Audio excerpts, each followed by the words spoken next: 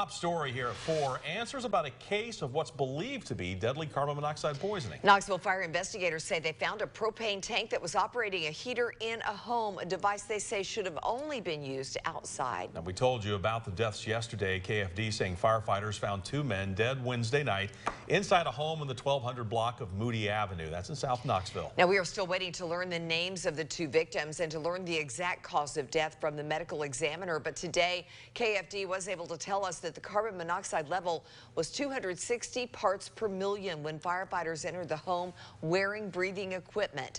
The department says that the CO levels in a house should be between 0 and 9 parts per million.